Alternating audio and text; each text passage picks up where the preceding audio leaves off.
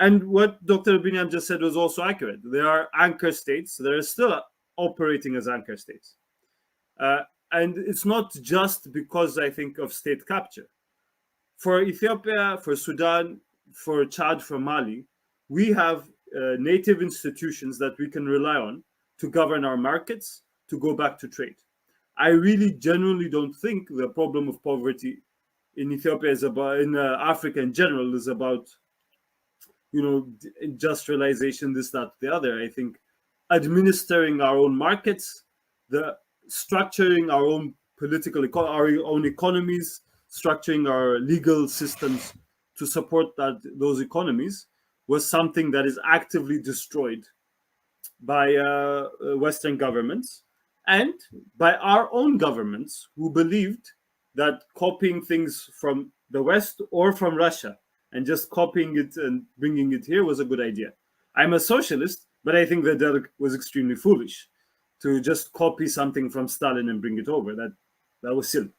And I think we still have to build a lot of institutions to get to a position where we can be comfortable in the kind of political solutions we have in Africa. And I think when that comfort level decreases for someone like Abiy Ahmed, who used to be a soldier, what you do is you take over the airports. And if he had not felt threatened, perhaps he would have been less eager to do that. I mean, now it's done. I think we can go forward. I think also the TPLF and the West are willing to go forward with the negotiations under the current circumstances. So we'll see how it goes, is my view on that, I would say.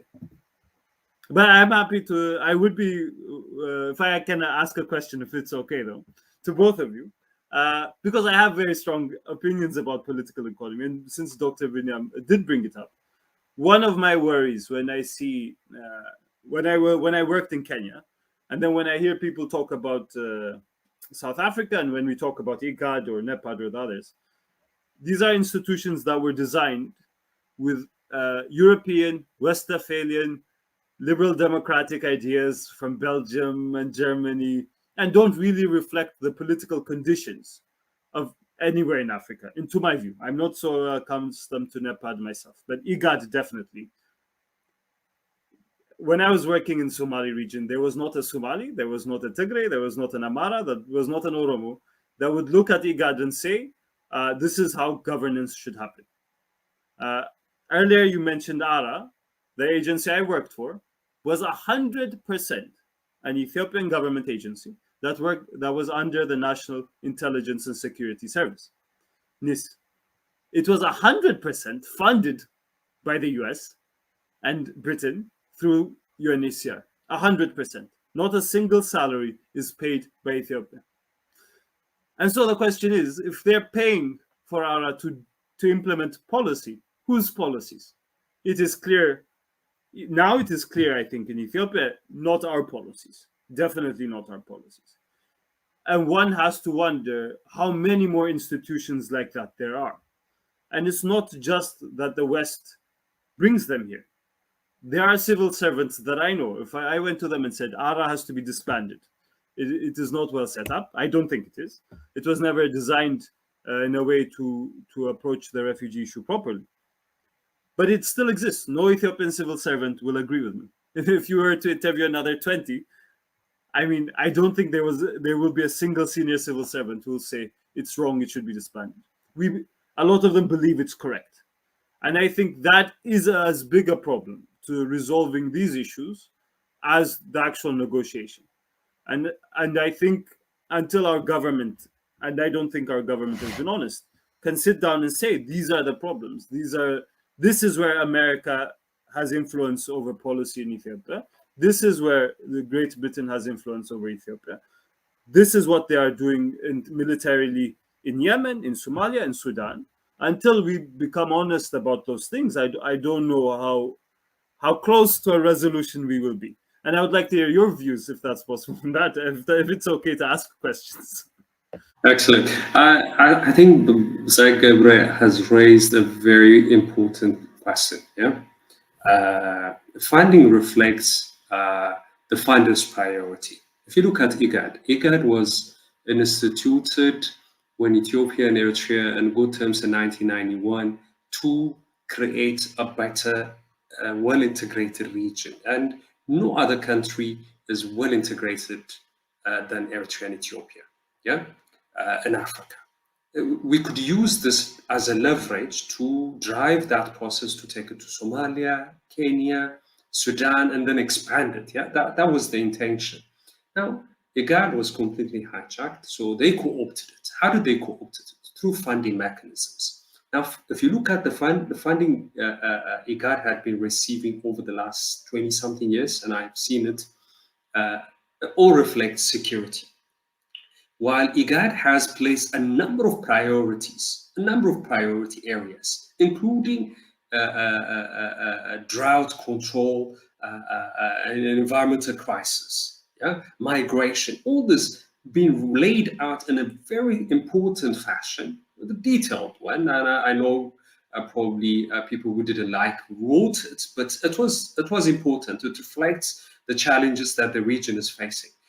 If you see the funding that they had been receiving, it all reflects the security element, which means that it's been receiving money to go to Somalia, do some stuff in South Sudan. That was it. And two countries, Somalia and South Sudan, that the West had bungled so badly and damaged them so badly. And we can go into detail how they mismanaged those two countries and put them to the edge, and to this kind of crisis that we're seeing in those two countries. We can talk about that, yeah? Failed state, and it's a deliberate as a process, yeah? And within that, then you would find not only the funders, but people who had been used to getting money. You spoke about ARA, dismantling ARA, and people, they are used to getting paid a really decent amount of money, and the states are also getting money out of that as well. So there are certain layers and layers to unpack, yeah? With that comes, it's not only in institutions. Look at the journalists that we have. Look at other institutions that we have, yeah? They've been co-opted, yeah? They give them training and they offer them some money, and just so that they are used to those crimes, then they continue to be Muppets, literally. And I apologize for using that word to describe people, but that's exactly what they are doing. Now, they're not longer sending them drone whites. They have already others who are willing to operate like one, yeah? And in collaboration with John White. And that's how it has, operated.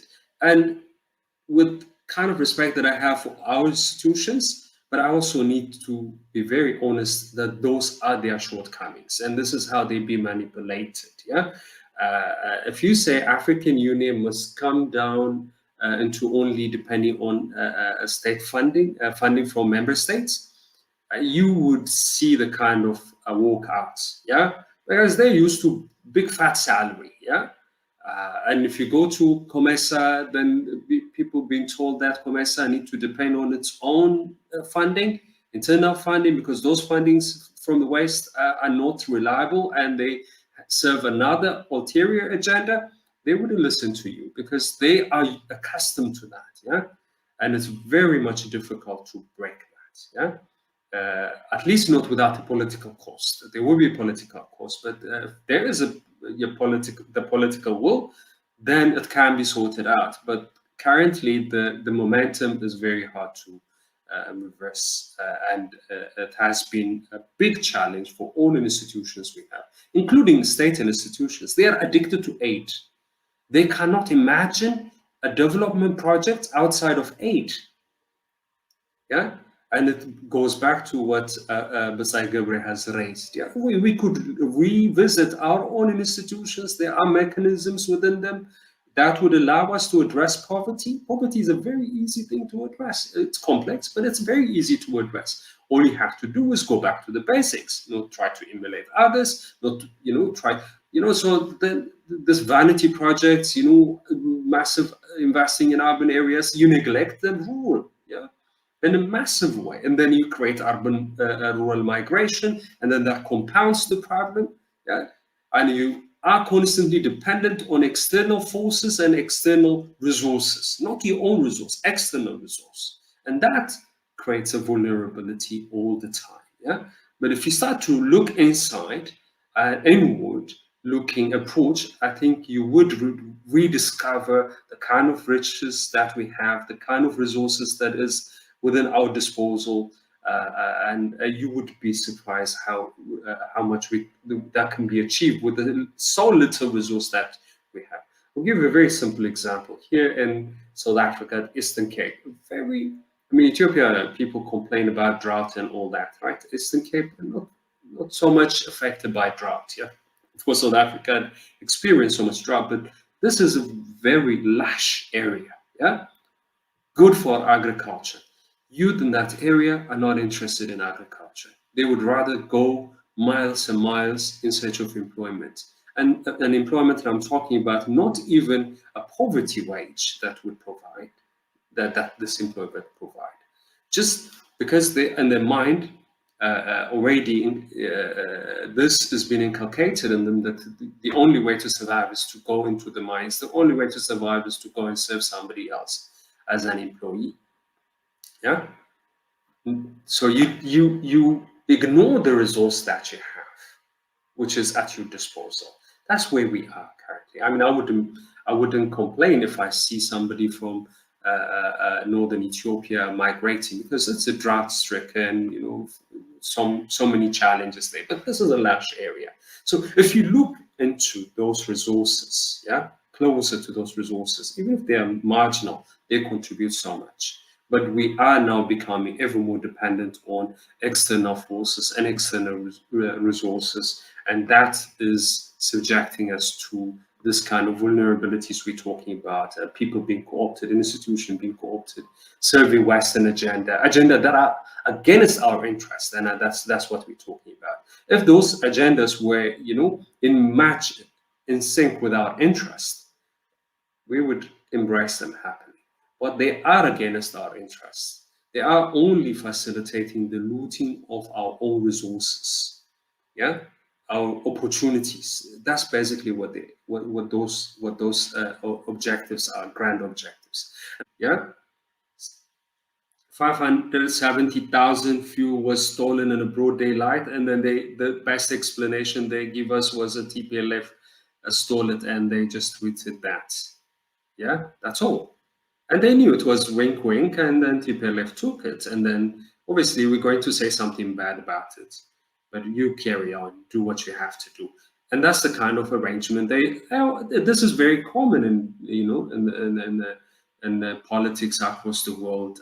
That's how they organize it. Yeah, they give you the windows, to do some nasty stuff, and then they come out and say something about it, and then it will be the end of it. And that's exactly what they did. So Americans are supporting TPLF materially, diplomatically, politically. Yeah, look at the ways in which Western-controlled medias are broadcasting this conflict. Yeah, the ways in which they present the stories about this conflict from Kenya, whether it's New York, or from wherever they are, DC. The kind of narrative that they deliver, it reflects American interest. Yeah, it reflects American propaganda. We might talk about, TPLF's riches that they have taken away and looted from Ethiopia, and now they're using it to mobilize this kind of media campaign. I certainly doubt that it was all with TPLF's, strengths. It reflects Western domination and the desire to continue to dominate our region and the continent, because we should not see Ethiopia, Eritrea, the Horn of Africa in isolation. Look at what's happening in Mali, Chad. Look at what's happening in Equatorial Guinea, Burkina Faso. All this region, they are very much interrelated. You must understand this integrated element of this campaign. Yeah, it looks isolated. It looks, the emphasis is on the Horn of Africa, but if you look at other newspapers, they're talking about, even the same newspapers we continue to read, the ways in which they talk about all those areas, that reflects Western anxiety. Now their domination is being challenged. Their imposition on this continent is being severely reduced. Yeah, and now they do not want to lose that, and showing kind of struggle to retain that position is what's reflected in those campaigns, the concerted campaigns. Even the UN is embroiled in this because it's been co-opted. We all know that the UN is significantly co-opted in this. Yeah. Anyway, I think I spoke a bit at length. I leave it here. Thank you. I think I agree with everything he said. On the UN co-option, however, I don't think it's co-opted. I think the UN was always established to maintain Western hegemony. When decolonization started, they were panicking. I don't know if you know, there's quite a famous economist called Michael Hudson, and Michael Parenti. They studied that specific time. Michael Parenti is a political historian, and from their view, they're both Americans. From their view, Britain and France had collapsed. America came over as the new hegemon, as the new empire, and they bought everything. They took everything. They took everything from the British. They took everything from the French, and they told them, "Your economies belong to us. We'll give you the Marshall Plan. You trade in dollars. We control everything." And that's what happened.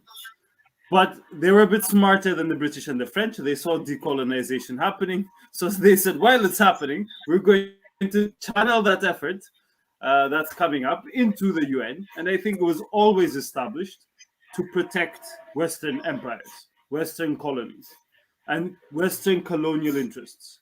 And I think you brought up some of the CFA areas. The CFA area, basically, those 14 countries are managed economically from the central bank of France. I mean, that's just their money's printed there, their interest rates are designed there. The way their fiscal policy is rolled out is first agreed at the Académie Française. I mean, I think the UN was always a colonial institution, my view. So that's the only comment I would have. But thank you very much. Yeah.